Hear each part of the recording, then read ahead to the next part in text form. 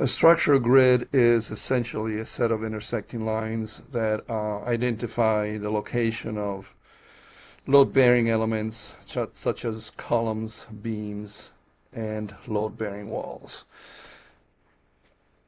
Typically, vertical grid lines are labeled using numbers, and horizontal grid lines are labeled using letters.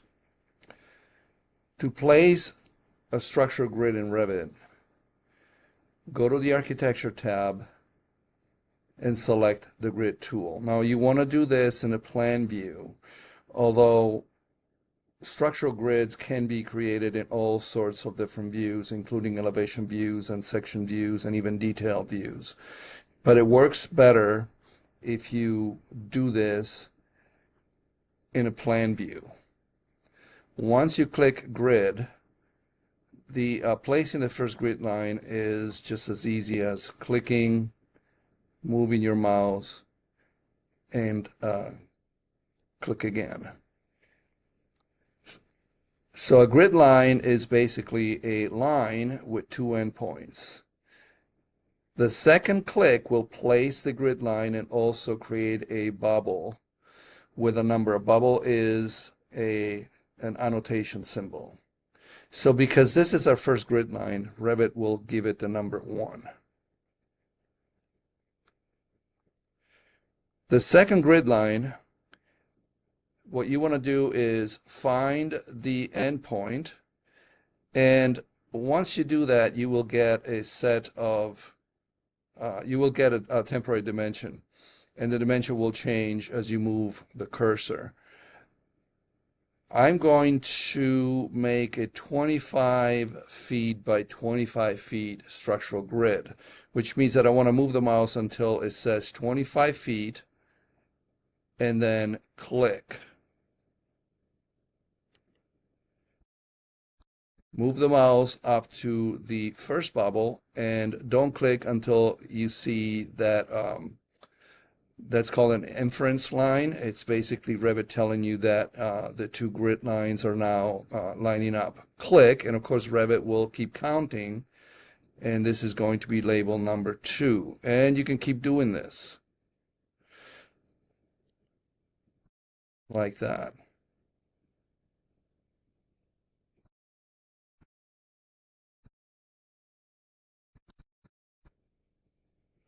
Now for the horizontal ones, it's the same steps. The problem is that Revit doesn't know that you switch direction, so it will label this grid with a number instead of a letter. So all you need to do is click inside the text box and type A and hit enter. Now that you've done this, the next grid line will be labeled B, and the next one will be labeled C. Now if I want to place an additional one and I don't have room, go to the Modify tool, select either one of these are all linked, and move them up by clicking the little circle and dragging them up. Then back to the Architecture tab, Grid, find your 25 feet.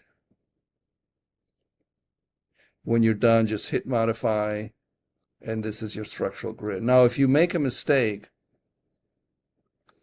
you can always edit the temporary dimension. So if I want this structural grid to be 20 feet by 20 feet instead of 25 by 25, I can start by selecting one of these grid lines and changing the temporary dimension. And then I'm going to move this one. This is obviously now 30 feet because I moved this one 5 feet. I can change it to 20 feet. And I can keep doing this. I'm going to do the same thing for the horizontal ones. I'm going to change this to 20.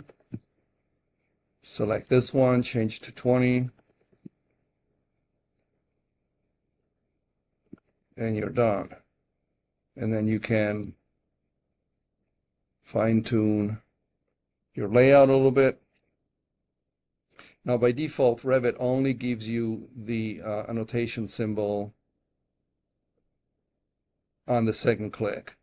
But if you want to show that symbol on both ends of the grid line, you can select the grid line and click in the checkbox, and that will add a symbol to the opposite side of the grid line. This is done for larger drawings so that the labels are easy to see. If I switch to an elevation view,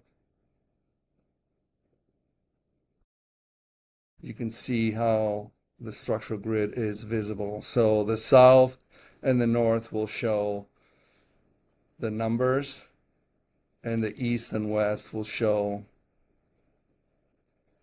the letters. And this is it.